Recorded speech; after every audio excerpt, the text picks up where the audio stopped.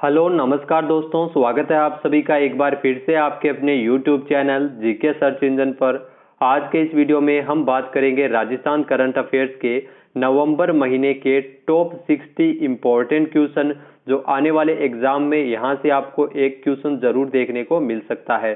तो नवंबर महीने के सभी प्रश्न हम इस वीडियो में डिस्कस करने वाले हैं, वो भी पूरी व्याख्या के साथ। वीडियो की PDF फाइल आप वीडियो के डिस्क्रिप्शन बॉक्स से डाउनलोड कर सकते हैं। तो चलिए स्टार्ट करते हैं 1 से लेकर 30 नवंबर तक के इम्पोर्टेंट राजस्थान करंट अफेयर्स के मंथली रिवीजन के इस वीडियो में। तो पहला क्वेश्चन है, हाल ही में राजस्थान में मुख्यमंत्री युवा संबल योजना के तहत बेरोजगारी भत्ते के लिए इंटर्नशिप योजना की शुरुआत कब से होगी? तो बेरोजगारी भत्ते के लिए इंटर्नशिप योजना की शुरुआत 1 जनवरी 2022 से होगी। इसके लिए इंटर्नशिप के तौर पर सरकारी दफ्तरों में प्रतिदिन 4 घंटे काम करना होगा और इसके लिए राजस्थान स्किल डेवलपमेंट कॉरपोरेशन से 3 माह का कोर्स भी करना अनिवार्य है। बेरोजगार पुरुषों को राजस्थान में प्रतिमाह 4,000 रुपये और महिलाओं को 4500 रुपये प्रतिमाह बेरोजगारी भत्ता दिया जा रहा है और इसके लिए स्नातक और परिवार की जो वार्षिक आय है, स्नातक होना अनिवार्य है और परिवार की वार्षिक आय 2 लाख रुपए से कम होने की शर्त है। दूसरा क्वेश्चन है, मुख्यमंत्री अशोक गहलोत ने HPCL रिफाइनरी लिमिटेड के लिए कितने करोड़ रुपए के अतिरिक्त बजट के प्रावधान को स्वीकृति प्रदान की है? तो सीएम अशोक गहलोत द्वारा HPCL रिफाइनरी लिमिटेड के लिए 150 करोड़ रुपए के अतिरिक्त बजट के प्रावधान को स्वीकृति प्रदान की है। HPCL रिफाइनरी लिमिटेड की जो अंश पूंजी में राज्य सरकार की 26% हिस्सेदारी के तहत 260 करोड़ रुपए के भुगतान पर सहमति प्रदान करते हुए 150 करोड़ रुपए का अतिरिक्त बजट के प्रावधान को स्वीकृति प्रदान की है। इसके माध्यम से राजस्थान रिफाइनरी के कार्य को गति मिल सकेगी। अगला यहाँ पे क्वेश्चन है, हाल ही में सीमा सुरक्षा बल BSF का 57वां स्थापना दिवस राजस्थान में कहां आयोजित किया गया था? तो जैसलमेर में इसका आयोजन है वो किया जा रहा है। इसके अलावा आपको बता दें कि सीमा सुरक्षा बल BSF का जो 57वां स्थापना दिवस है, पहली बार दिल्ली के बाहर जैसलमेर में इसका आयोजन है वो किया जा रहा है 1 दिसंबर को, जिसमें भारत के प्रधानमंत्री एवं गृह मंत्री के भी शामिल होने की संभावना है। कार्यक्रम के लिए स्टेडियम का पूनम स्टेडियम का चयन है वो जैसलमेर का किया गया है। सीमा सुरक्षा बल यानी BSF की अगर बात की जाए तो इसकी स्थापना 1965 में की गई थी। पंकज कुमार सिंह वर्तमान में BSF के महानिदेशक है। नेक्स्ट यहाँ पे क्वेश्चन है, हाल ही में राजस्थान राज्य भारत स्काउट एंड गाइड के राज्य मुख्य आयुक्त के रूप में अपना पदभार किसने ग्रहण किया है? तो राजस्थान राज्य भारत स्काउट एंड गाइड के मुख्य आयुक्त के रूप में पदभार ग्रहण किया है निरंजन आर्य ने, जो वर्तमान में राजस्थान के मुख्य सचिव है। 31 अक्टूबर को इन्होंने पदभार ग्रहण किया था।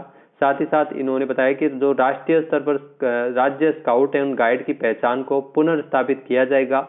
वर्तमान में जो पंजीकृत लगभग 11,50,000 स्काउट गाइडों की संख्या है। नेक्स्ट है, हाल ही में 2 सीटों पर हुए राजस्थान विधानसभा उपचुनाव में कांग्रेस ने कितनी सीटें जीती है? तो विधानसभा उपचुनाव हुए थे 2 सीटों पर, जिसमें कांग्रेस ने आपको बता दें कि दोनों ही सीटें जीती है। प्रतापगढ़ जिले के दरियावाद सीट पर नगराज मीणा उदयपुर से जीते हैं, नगराज मीणा जीते हैं और इसके अलावा उदयपुर की जो वल्लभनगर सीट है जिसपे प्रीति शक्तावत जीती है वो कांग्रेस की है। तो राजस्थान के उदयपुर जिले के वल्लभनगर और प्रतापगढ़ जिले की दरियावाद विधानसभा सीट पर 30 अक्टूबर को मतदान हुआ था और 2 नवंबर को मतगणना संपन्न हुई थी। दरियावाद में भाजपा विधायक गौतम लाल मीणा के निधन के कारण उपचुनाव हुए हैं, जिनकी मौत कोविड-19 के कारण हुआ था इनका निधन। और वल्लभनगर कांग्रेस विधायक गजेंद्र सिंह शक्तावत, वो भी कोविड-19 के कारण निधन हो गया था। तो इसी कारण इन दोनों सीटों पर उपचुनाव है वो संपन्न हुए थे।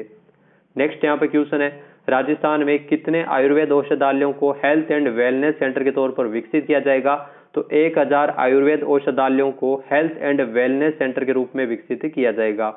आयुर्वेद औषधियों के सुविधाओं के विस्तार के लिए आधुनिक तौर पर इसके लिए 2 नवंबर को धन्वंतरी जयंती और आयुर्वेद विज्ञान के अवसर पर 6ठे राज्य स्तरीय समारोह का आयोजन किया गया था। नेक्स्ट है, हाल ही में राजस्थान राज्य शिक्षा नियामक प्राधिकरण का गठन किए जाने की घोषणा किसने की है?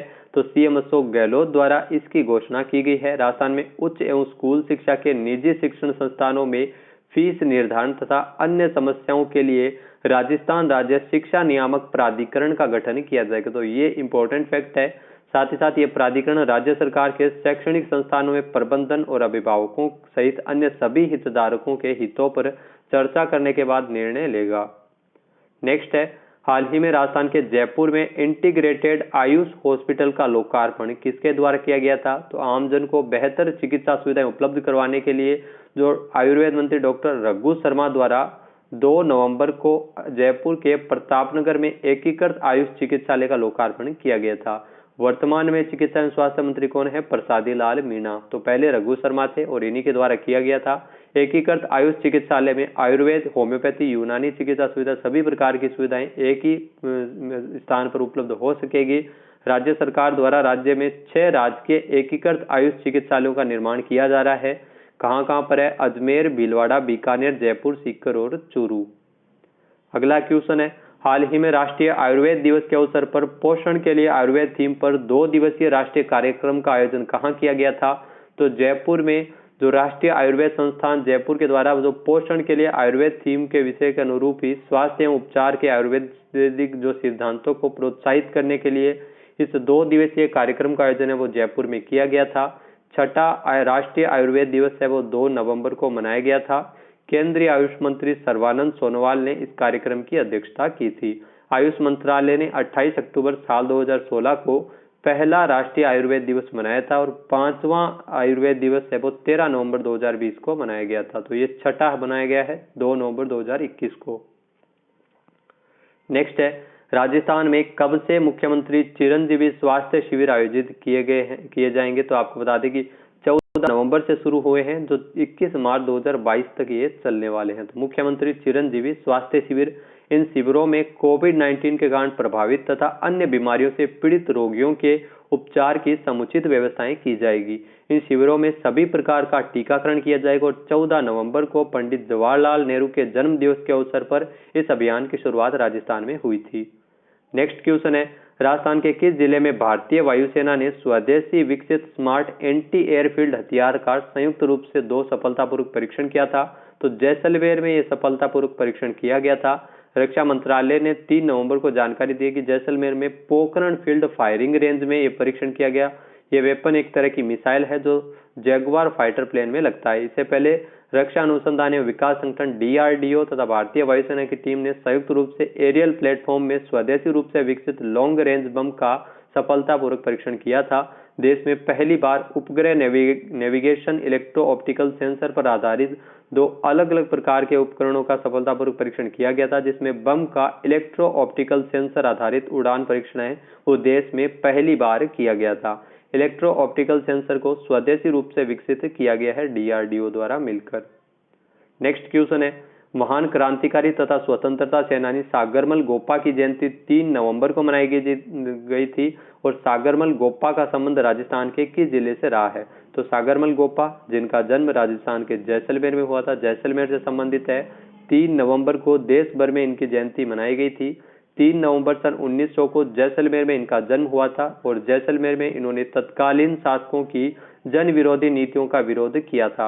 इनको वर्षों तक जेल में रखा गया था, जिन्हें जेल में 4 अप्रैल 1946 को जेल में ही तेल छिड़ककर इनको जला दिया गया था, जिससे इनका निधन हो गया था। जैसलमेर में गुंडाराज नामक और रघुनाथ सिंह नाम पर मुकदमा नामक ये 2 पुस्तकें इन्होंने लिखी है। तो काफी चर्चित पुस्तक है जैसलमेर में गुंडाराज। ये पुस्तक भी एग्जाम में काफी बार पूछी गई है। नेक्स्ट है, हाल ही में काशी हिंदू विश्वविद्यालय में दीनदयाल उपाध्याय पीठ की ओर से दीनदयाल उपाध्याय परमेष्टि सम्मान से किसे नवाजा गया है?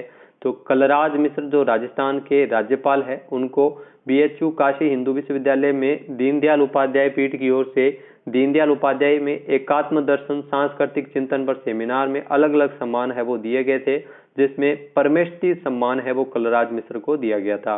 कानून मंत्री किरण रिजिजू को एकात्म सम्मान और पद्मश्री जो मालिनी अवस्थी को संस्कृति सम्मान से नवाजा गया था।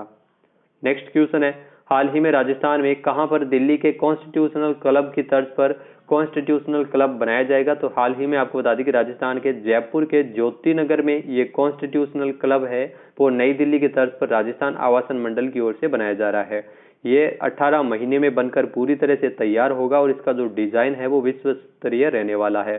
CM अशोक गहलोत द्वारा साल 2021-22 के बजट में राजस्थान विधानसभा के सदस्यों के लिए कॉन्स्टिट्यूशनल क्लब बनाए जाने की घोषणा की थी और इसकी जो लागत है वो 90 करोड़ रुपए आएगी। इसका निर्माण जो राजस्थान आवासन मंडल की ओर से निर्माणाधीन विधायक आवास परियोजना के तहत ही इसका निर्माण किया जा रहा है। अगला क्वेश्चन है, हाल ही में राजस्थान में राज्य स्तरीय शिक्षक सम्मान समारोह का आयोजन कब किया गया था? तो 16 नवंबर को इसका आयोजन हुआ था। हर साल 5 सितंबर को शिक्षक सम्मान समारोह का आयोजन किया जाता था, लेकिन इस बार कोरोना के कारण इसको स्थगित किया गया था। इस बार पहली बार राजस्थान में ब्लॉक स्तर पर शिक्षकों को सम्मानित करने की योजना जो शिक्षा मंत्री थे गोविंद सिंह डोटासरा उनके द्वारा बनाई गई थी। वर्तमान में कौन है शिक्षा मंत्री? तो डॉक्टर BD कल्ला है।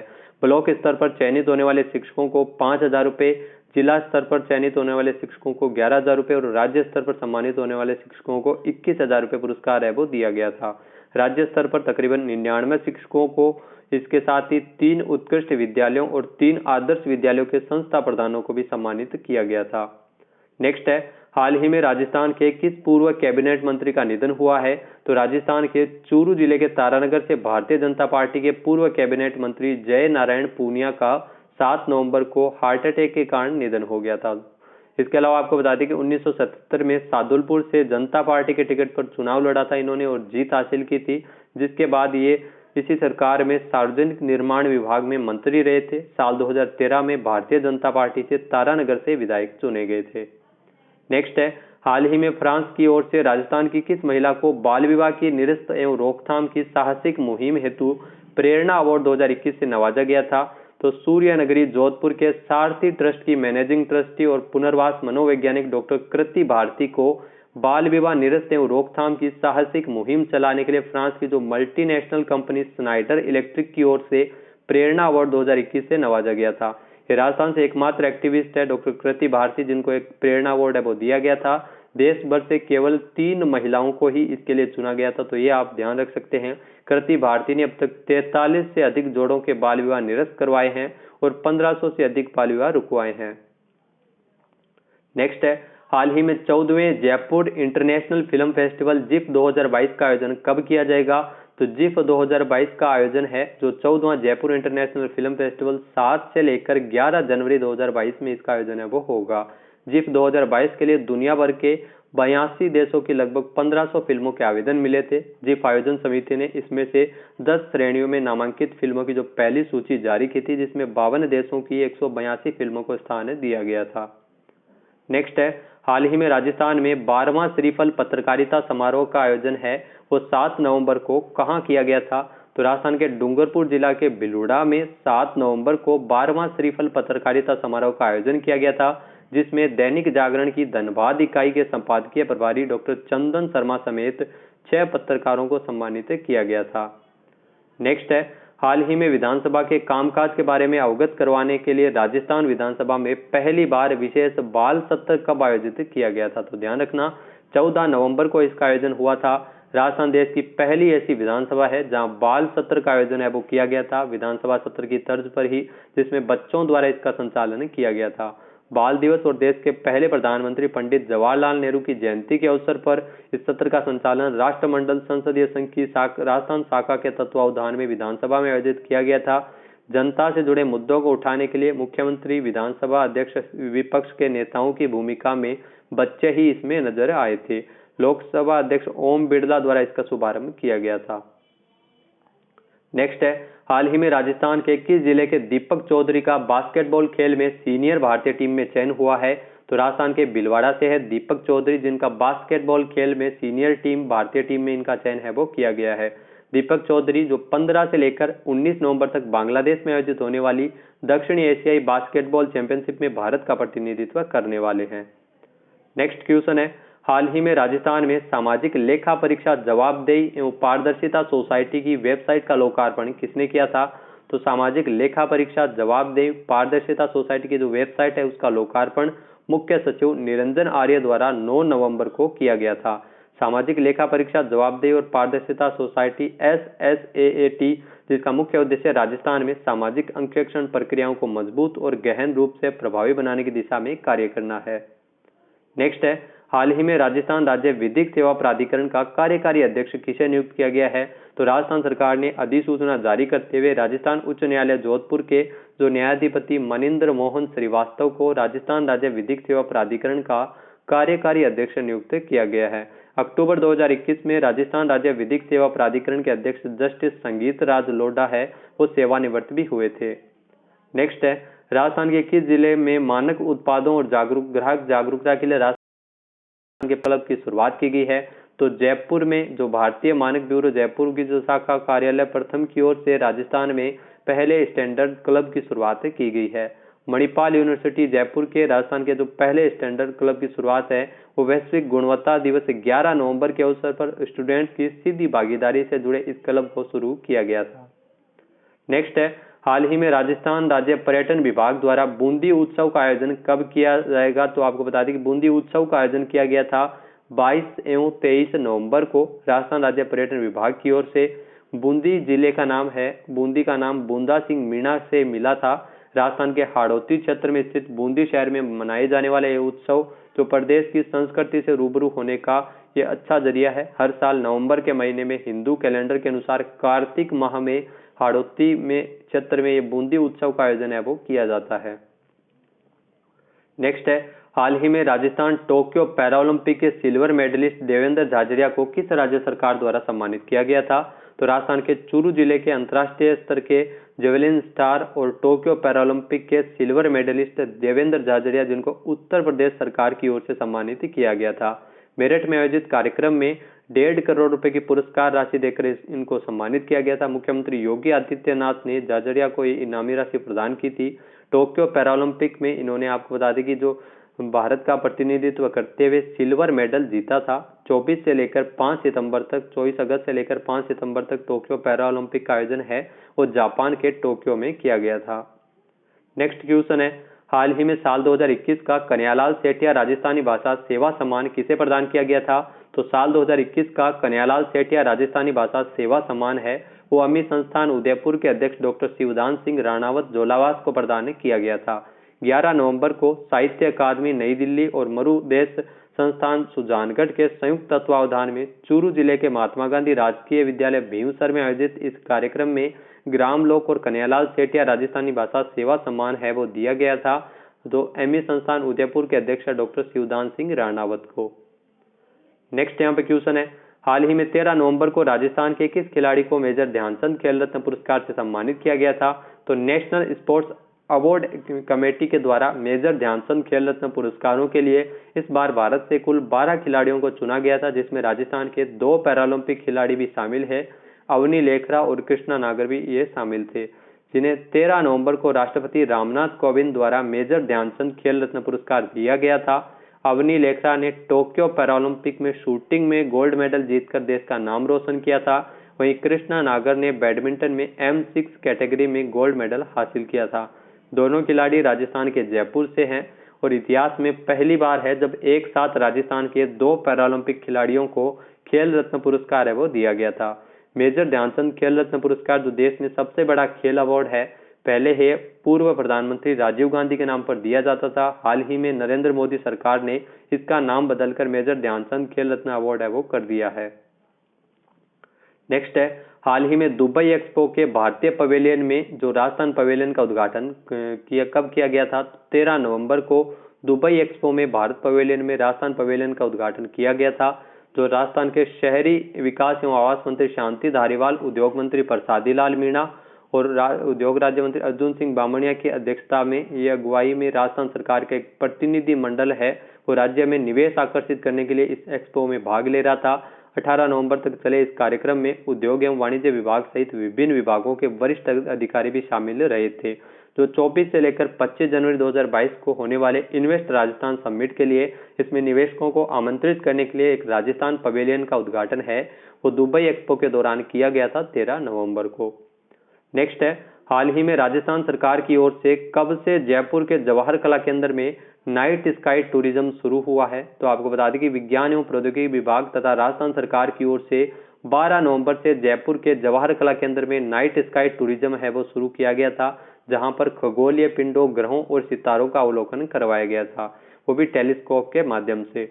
12 नवंबर को शाम को हाई पावर टेलीस्कोप के माध्यम से लगभग 200 दर्शकों ने इस नाइट स्काई का अवलोकन किया था। कार्यक्रम का आयोजन 12 और 13 नवंबर को शाम 5 बजे से लेकर शाम 7 बजे तक जयपुर के जवाहर कला केंद्र में किया गया था। अगला क्वेश्चन है, हाल ही में राजस्थान में मुख्यमंत्री निरोगी राजस्थान चिरंजीवी स्वास्थ्य शिविरों का उद्घाटन कब से हुआ है? तो राजस्थान में मुख्यमंत्री निरोगी राजस्थान चिरंजीवी स्वास्थ्य शिविर है वो 14 नवंबर से शुरू हुए हैं, जो 21 मार्च 2022 तक ग्राम पंचायत स्तर पर ये चिकित्सा शिविरों का आयोजन किया जाएगा, जिसमें प्रत्येक ग्राम पंचायत स्तर पर लगाए जा रहे इस शिविरों में जांच और ट्रीटमेंट शिविरों का भी आयोजन किया जाएगा। तो डॉक्टर रघु शर्मा ने इसका शुभारंभ किया था।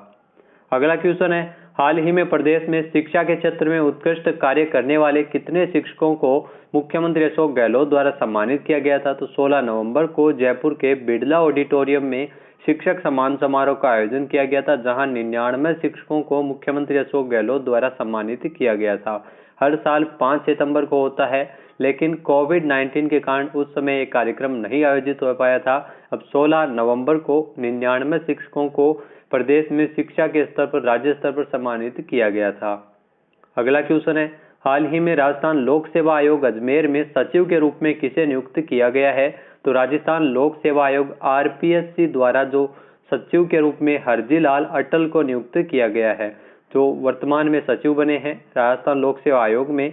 राजस्थान लोक सेवा आयोग अजमेर के नए सचिव बन गए हैं। आरपीएससी में शुभम चौधरी जो संयुक्त सचिव और सचिव का अतिरिक्त प्रभार पहले देख रही थी। वर्तमान में आरपीएससी के अध्यक्ष कौन है? तो भूपेंद्र यादव है। अगला क्वेश्चन है, हाल ही में राजस्थान में जयपुर लिटरेचर फेस्टिवल का आयोजन कब किया जाएगा? तो कोविड महामारी के कारण जो साल 2021 में वर्चुअल आयोजन के बाद अब इसका आयोजन है वो 28 जनवरी 2022 से शुरू हो रहा है। जयपुर लिटरेचर फेस्टिवल फिर से इसका आयोजन है वो जयपुर में होगा और आयोजन है वो हाइब्रिड मोड पर किया जाएगा, यानी ऑनलाइन भी होगा और ऑफलाइन भी होगा। तो दुनिया के सबसे बड़े निशुल्क साहित्य उत्सव में ये 15वां संस्करण है, जिसमें 250 से ज्यादा लेखकों, चिंतकों, नेताओं और दुनिया भर के तमाम प्रतिष्ठित हस्तियों के शामिल होने की इसमें संभावना है। 28 जनवरी से लेकर 1 फरवरी 2022 तक सामान्य रूप से इसका आयोजन ऑफलाइन सत्रों का आयोजन होगा और उसके बाद 6 फरवरी तक 2022 में इस उत्सव की समाप्ति का सभी आयोजन ऑनलाइन आयोजित किए जाएंगे। अगला क्वेश्चन है, हाल ही में बाल दिवस के अवसर पर किसने राजस्थान में बाल अधिकारिता विभाग द्वारा आयोजित बाल अधिकार सप्ताह का शुभारंभ किया था? तो 14 नवंबर 2021 को बाल दिवस के अवसर पर मुख्यमंत्री अशोक गहलोत ने बाल अधिकारिता विभाग की ओर से आयोजित बाल अधिकार सप्ताह का शुभारंभ है वो राजस्थान में किया था। बाल अधिकार संरक्षण आयोग की वेबसाइट को भी लॉन्च किया गया था इसी दिन और बाल अधिकार सप्ताह के पोस्टर का भी विमोचन किया गया था। नेक्स्ट है, हाल ही में राजस्थान सरकार द्वारा नेहरू बाल संरक्षण पुरस्कार के अंतर्गत व्यक्तिगत श्रेणी में प्रथम पुरस्कार किसे प्रदान किया गया था? तो सीएम अशोक गहलोत द्वारा 14 नवंबर को बाल अधिकार संरक्षण के क्षेत्र में उत्कृष्ट कार्य करने वाले 3 व्यक्तियों को तथा 3 संस्थाओं को नेहरू बाल संरक्षण पुरस्कार दिया था। अगर बात की जाए व्यक्तिगत श्रेणी की, तो व्यक्तिगत श्रेणी में पहला पुरस्कार बीकानेर की अरुणा भार्गव को दिया गया था, दूसरा पुरस्कार डूंगरपुर के भरत नागदा को तथा तीसरा पुरस्कार नागौर के मनोज कुमार सोनी को दिया गया था। वहीं अगर संस्थागत श्रेणी की बात की जाए तो संस्थानों की श्रेणी में पहला पुरस्कार जोधपुर के नवजीवन संस्थान को, द्वितीय पुरस्कार जयपुर के एसओएस चिल्ड्रन विलेज को और तीसरा पुरस्कार टोंक की शिव शक्ति शिक्षा समिति को दिया गया था। देश के प्रथम प्रधानमंत्री पंडित जवाहरलाल नेहरू के नाम पर बाल अधिकार संरक्षण के क्षेत्र में राजस्थान में नेहरू बाल संरक्षण पुरस्कार है वो दिया जाता है। नेक्स्ट यहाँ पे क्वेश्चन है, हाल ही में कितनी राजस्थानी प्रतिभाओं को महाराणा अवार्ड से सम्मानित किया गया था? तो दुबई के इंडिया क्लब में राजस्थान फाउंडेशन तथा मारवाड़ी युवा मंच के संयुक्त तत्वावधान में आयोजित एक कार्यक्रम के दौरान 49 राजस्थानी प्रतिभाओं को महाराणा अवार्ड से नवाजा गया था। देश दुनिया में ये प्रतिभा राजस्थान का सिर गौरवान्वित करने वाली प्रतिभाओं को कुल 4 कैटेगरीज में पुरस्कार दिया गया था। राजस्थान फाउंडेशन के जो आयुक्त है धीरज श्रीवास्तव और फेडरेशन ऑफ राजस्थान एक्सपोर्ट्स के अध्यक्ष है राजीव अरोड़ा, इनके मुख्य आतिथ्य में यह सम्मान समारोह दुबई के इंडिया क्लब में संपन्न हुआ था, जहां 49 व्यक्तियों को महाराणा अवार्ड से नवाजा गया था। नेक्स्ट यहाँ पे क्वेश्चन है, हाल ही में राजस्थान में 5वें जयपुर कला महोत्सव का आयोजन कब शुरू होगा? तो आपको बता दें कि 5वें जयपुर कला महोत्सव का आयोजन है वो 18 से लेकर 22 नवंबर तक किया गया था। 5वां जयपुर कला महोत्सव जिसका आयोजन जयपुर के शिल्पग्राम में हुआ था।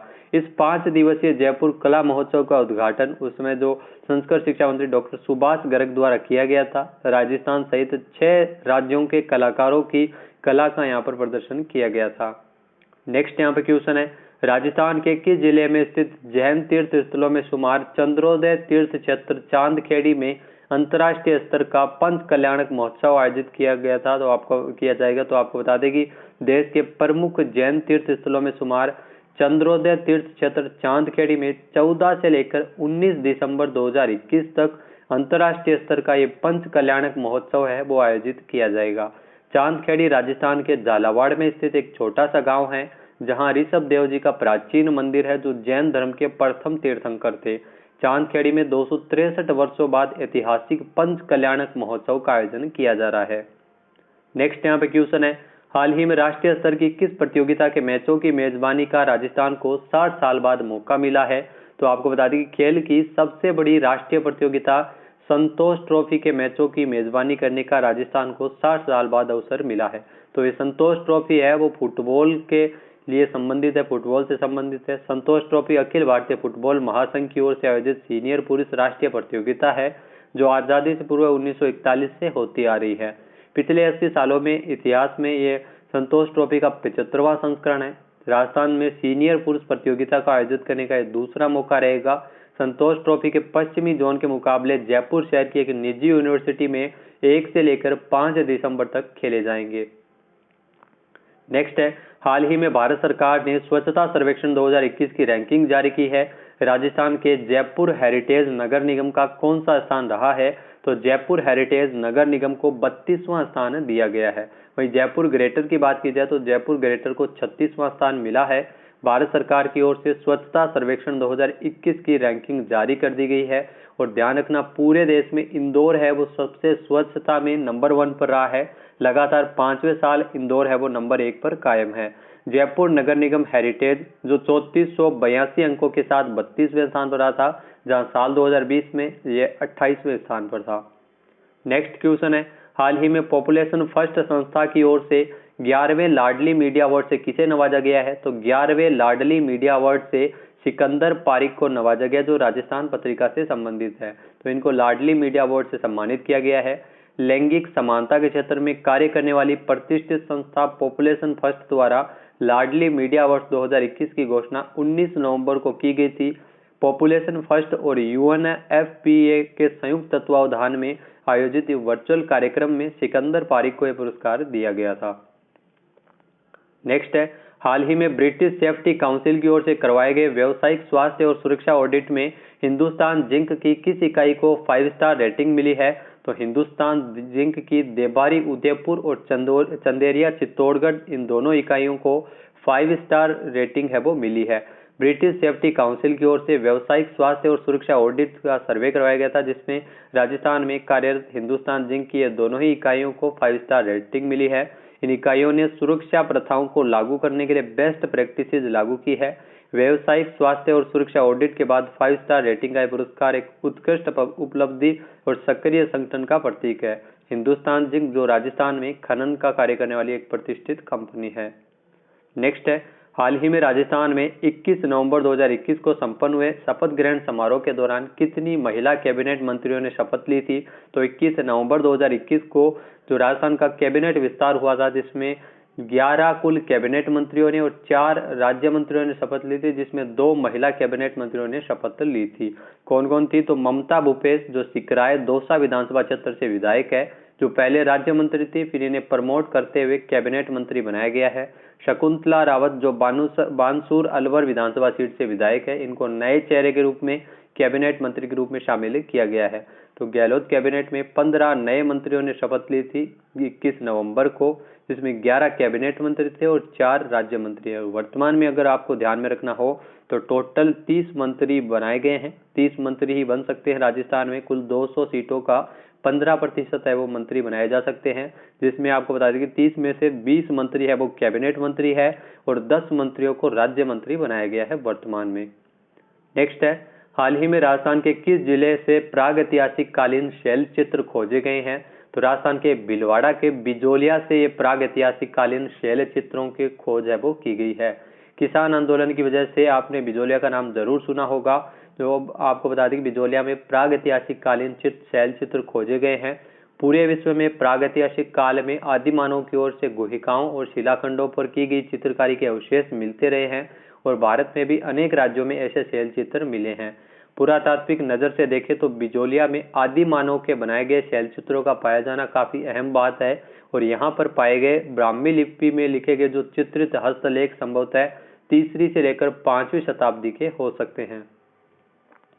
नेक्स्ट है, हाल ही में हरीश चौधरी के स्थान पर राजस्थान में राजस्व मंत्री कौन बने हैं? तो हरीश चौधरी के स्थान पर राजस्थान में राजस्व मंत्री बनाया गया है रामलाल जाट को। राजस्व मंत्री बने हैं रामलाल जाट। रामलाल जाट है वो मांडल भीलवाड़ा विधानसभा सीट से विधायक है। नेक्स्ट है, हाल ही में राजस्थान में मुख्यमंत्री अशोक गहलोत द्वारा कितने सलाहकार नियुक्त किए गए हैं? तो सीएम अशोक गहलोत के 6 विधायकों को सीएम अशोक गहलोत ने अपना सलाहकार बनाया है, सलाहकार नियुक्त किया है। विधायकों को मुख्यमंत्री के सलाहकार के रूप में नियुक्त किया है, जिनमें आपको बता दें कि डॉक्टर जितेंद्र सिंह, बाबूलाल नागर, राजकुमार शर्मा, संयम लोढ़ा, रामकेश मीणा और दानिश अबरार शामिल है। तो इन 6 विधायकों को सलाहकार बनाया गया है। पहले इनको आपको बता दें कि विवाद लगातार बढ़ता जा रहा है। इनको पहले मंत्री के समान, कैबिनेट मंत्री के समान दर्जा देने की बात थी। बाद में सीएम अशोक गहलोत ने कहा कि ये इनको मंत्री के समान दर्जा नहीं दिया गया, नहीं इनको लिखित में कोई इस हिसाब से बनाया गया सलाहकार। हालांकि इनको सलाहकार की नियुक्ति की गई है 6 विधायकों को। नेक्स्ट है, हाल ही में 22 नवंबर को जयपुर में गांधी दर्शन प्रशिक्षण शिविर का उद्घाटन किसने किया था? तो वर्तमान में जो कला एवं संस्कृति मंत्री डॉक्टर बी.डी. कल्ला ने 22 नवंबर को जयपुर में गांधी दर्शन प्रशिक्षण शिविर का उद्घाटन किया था। साथ ही साथ शांति और अहिंसा निदेशालय तथा महात्मा गांधी इंस्टीट्यूट के संयुक्त तत्वावधान में 28 नवंबर तक ये प्रशिक्षण शिविर है वो आयोजित किया गया था। नेक्स्ट है, राजस्थान में कार्यरत किस कंपनी को केंद्र सरकार के खनन मंत्रालय द्वारा 5 स्टार रेटेड माइंस पुरस्कार से सम्मानित किया गया था? तो राजस्थान में आपको बता दी कार्यरत देश में सीसा, जस्ता और चांदी की सबसे बड़ी उत्पादक कंपनी हिंदुस्तान जिंक, जिनको भारत सरकार के खनन मंत्रालय के द्वारा 5 स्टार रेटेड माइंस पुरस्कार से नवाजा गया था। ये पुरस्कार केंद्रीय संसदीय कार्य, खान एवं कोयला मंत्री प्रहलाद जोशी ने नई दिल्ली में खान और खनिजों पर चल रहे 5वें राष्ट्रीय सम्मेलन में प्रदान किया था। हिंदुस्तान जिंक की रामपुरा, अगुचा और कायड़ माइंस को सस्टेनेबल खनन के प्रयासों में शीर्ष स्थान रहने पर यह पुरस्कार दिया गया था। नेक्स्ट क्वेश्चन है, हाल ही में राजस्थान के बाड़मेर में स्थित किस गांव में मिनी फूड पार्क के लिए भूमि का आवंटन किया गया है? तो बाड़मेर जिले के बांद्रा गांव में 100 बीघा जमीन मिनी फूड पार्क के लिए आवंटित की गई है। राज्य सरकार की बजट घोषणा के तहत आवंटित हो रहे इस पार्क में किसानों को इसके माध्यम से एग्रो प्रोसेसिंग के लिए फायदा मिलेगा। इस मिनी फूड पार्क को विकसित करने में तकरीबन 10 करोड़ रुपए की अधिक लागत आएगी। कृषि विपणन विभाग तथा कृषि विपणन बोर्ड के माध्यम से इस मिनी फूड पार्क का विकास है वो किया जा रहा है। मिनी फूड पार्क की स्थापना से स्थानीय कृषि उपजों के प्रसंस्करण व्यवसाय, निर्यात मूल्य संवर्धन को प्रोत्साहन मिलेगा। नेक्स्ट क्वेश्चन है, मुख्यमंत्री अशोक गहलोत ने राज्य के कितने जिलों में ट्रैफिक पार्क की स्थापना के लिए 3,74,64,00,000 रुपए मंजूर किए हैं? तो सीएम अशोक गहलोत ने 17 जिलों में ट्रैफिक पार्क की स्थापना करने के लिए 3,74,64,00,000 रुपए मंजूर है वो किए हैं। इस ट्रैफिक पार्क के माध्यम से आम जन को मिनी इलेक्ट्रिकल व्हीकल तथा गोल्फ कार्ट के मॉडल्स, सिग्नल, सिमुलेटर आदि के माध्यम से यातायात के नियमों की जानकारी इसके माध्यम से मिल पाएगी। इस बजट की घोषणा के अनुरूप ही सीएम अशोक गहलोत द्वारा इस ट्रैफिक पार्क के लिए स्वीकृति प्रदान की गई है। नेक्स्ट है, हाल ही में पटियाला में चल रही 64वीं नेशनल शूटिंग चैंपियनशिप में राजस्थान से व्यक्तिगत स्पर्धा में स्वर्ण पदक किसने जीता है? तो पटियाला में 64वीं नेशनल शूटिंग चैंपियनशिप का आयोजन है वो किया जा रहा है, जिसमें राजस्थान की बेटियों ने शानदार प्रदर्शन करते हुए व्यक्तिगत स्पर्धा में राजस्थान की दर्शना राठौड़ ने गोल्ड मेडल जीता और कांस्य पदक भी इन्होंने जीता है। संयुक्त रूप से माहेश्वरी चौहान, संभवी कुमारी और दर्शना राठौड़ की टीम ने कुल राजस्थानी टीम को रजत पदक है वो दिलाया था। नेक्स्ट यहाँ पे क्वेश्चन है, हाल ही में राजस्थान सरकार ने जयपुर में जनवरी में आयोजित होने वाले इन्वेस्ट राजस्थान समिट के लिए किसकी अध्यक्षता में एक 25 सदस्यीय समन्वय समिति का गठन किया है? तो राज्य सरकार ने 24 और 25 जनवरी को जयपुर में प्रस्तावित इन्वेस्ट राजस्थान समिट के लिए मुख्य सचिव निरंजन आर्य की अध्यक्षता में एक 25 सदस्यीय समन्वय समिति का गठन किया है। यह समिति है वो समिट के बारे में आवश्यक दिशा निर्देश जारी करेगी तथा अंतर विभागीय निवेश संबंधी प्रस्तावों पर भी चर्चा करेगी। इसका जो कार्यकाल है वो इस समिति का 6 महीने का रहने वाला है।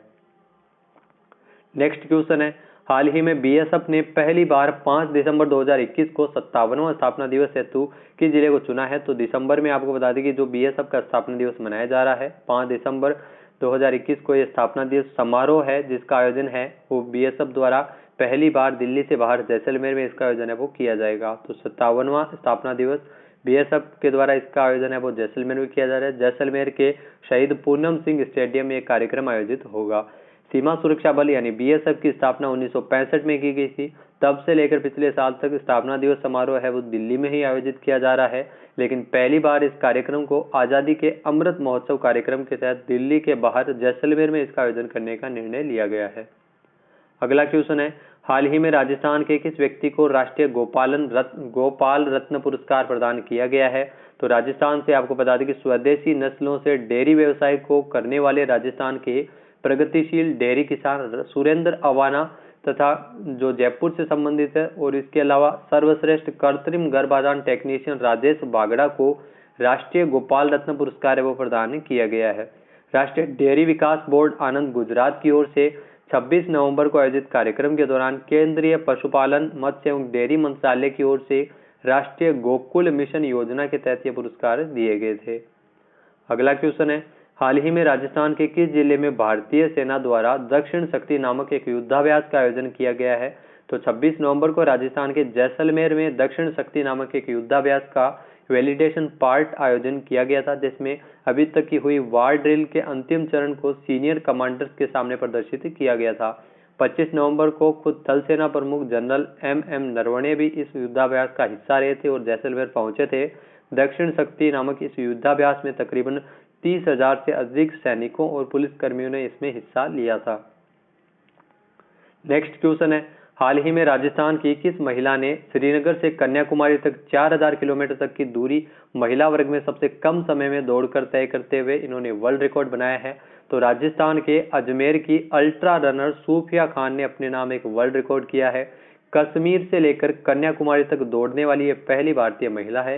इनका मकसद देश में 22 शहरों में जाना और लोगों से मिलकर उन्हें भाईचारे, एकता और शांति और समानता का संदेश देना था। श्रीनगर से कन्याकुमारी तक इन्होंने 4000 किलोमीटर तक की दूरी तय की थी और इसे इन्होंने 87 दिन 2 घंटे और 17 मिनट में हासिल किया था। यह महिला वर्ग में सबसे कम समय में कश्मीर से लेकर कन्याकुमारी तक दूरी तय करने का गिनीज वर्ल्ड रिकॉर्ड भी इन्होंने बनाया है। नेक्स्ट यहाँ पे क्वेश्चन है, हाल ही में राजस्थान में स्वायत्त शासन विभाग की ओर से कितनी नई नगर पालिकाओं के गठन को लेकर अधिसूचना जारी की गई है? तो राजस्थान में 2 नई नगर पालिकाओं का गठन किया गया है। अलवर जिले में गोविंदगढ़ और नागौर जिले में बोरावट चतुर्थ श्रेणी की नगर पालिकाओं का गठन किया गया है। इस संबंध में स्वायत्त शासन विभाग की ओर से अधिसूचना जारी कर दी गई है। इसी के साथ ही अब राजस्थान में कुल नगरीय निकायों की संख्या बढ़कर 215 हो गई है। इससे पहले सरकार ने 17 नगर पालिकाओं का गठन किया था। अभी हाल ही में 2 नई नगर पालिकाओं का गठन किया गया है, जो अलवर की गोविंदगढ़ और नागौर की बोरावड़ है। सरकार ने जनगणना 2011 की जनसंख्या को आधार मानते हुए नगर पालिकाओं का गठन किया है। स्थानीय निकाय निदेशालय ने राज्य में नगरपालिका के गठन के बीते दिनों में नए मापदंडों को तय किया गया था, जिसमें जनसंख्या, प्रति व्यक्ति आय, आजीविका तथा दूसरे मानकों को भी शामिल किया गया था और इन्हीं मानकों के आधार पर इन नगर पालिकाओं का गठन किया गया है। नेक्स्ट क्वेश्चन है, राजस्थान पुलिस के कितने अधिकारियों एवं कर्मचारियों को उनके द्वारा किए गए सराहनीय कार्य हेतु डीजीपी डिस्क अवार्ड से नवाजा गया था? तो राजस्थान पुलिस के अधिकारियों एवं कर्मचारियों को उनके द्वारा किए गए सराहनीय कार्य हेतु पुलिस मुख्यालय में 19 नवंबर को डीजीपी डिस्क अवार्ड समारोह का आयोजन है वो सम्मान समारोह का आयोजन किया गया था। और इस अवसर पर जो राजस्थान पुलिस के महानिदेशक है ML लाठर, उनके द्वारा 66 पुलिस अधिकारियों एवं अन्य सेवाओं के अधिकारियों, पुलिस कर्मचारियों को सम्मानित किया गया था। अगला क्वेश्चन है, हाल ही में देश के 15 प्रमुख चिड़ियाघरों को विश्व स्तरीय बनाने के 10 वर्षीय विजन प्लान के तहत राजस्थान के किस जैविक उद्यान को चुना गया है? तो CZA की ओर से देश के 15 प्रमुख चिड़ियाघरों को विश्व स्तरीय बनाने के लिए विजन प्लान के तहत 10 वर्षीय विजन प्लान के तहत जोधपुर के माचिया जैविक उद्यान को शामिल किया गया है। CZA यानी central zoo authority of India, जिसके द्वारा आपको बता दें कि हाल ही में इसको शामिल किया गया है। माचिया जैविक उद्यान को अंतर्राष्ट्रीय स्तर के चिड़ियाघरों की तरह इसका विकास हो सकेगा और विजन प्लान तैयार किया जाएगा। जोधपुर शहरवासियों को और पर्यटकों को माचिया जैविक उद्यान के वातावरण में इको फ्रेंडली जैसी आधुनिक लुक और नए आकर्षक वन्य डिजाइन और वन्य जीवों का आदान प्रदान इसके माध्यम से हो सकेगा। इसके लिए द लिविंग डेजर्ट चिड़ियाघर एंड गार्डन कैलिफोर्निया के अधिकारियों के साथ जोधपुर के वन अधिकारियों की वर्चुअल बैठक भी आयोजित की गई थी। अमेरिका के लिविंग डेजर्ट चिड़ियाघर के साथ करार के बाद एक एमओयू के बाद माचिया जैविक उद्यान का अंतर्राष्ट्रीय स्तर के चिड़ियाघरों की तरह ही विकास हो सकेगा। तो दोस्तों ये थे महत्वपूर्ण 60 प्रश्न जो पिछले एक महीने के बने थे नवंबर माह के, वो भी पूरी व्याख्या के साथ। वीडियो कैसा लगा आपको हमें कमेंट बॉक्स में जरूर बताना। अगर अब तक आपने हमारा चैनल सब्सक्राइब नहीं किया है तो अभी सब्सक्राइब बटन पर क्लिक करें, बेल आइकन भी प्रेस जरूर कीजिएगा ताकि वीडियो से जुड़ा हर नोटिफिकेशन आपको सबसे पहले मिल सके। वीडियो देखने के लिए धन्यवाद। जय हिंद, जय भारत, जय राजस्थान।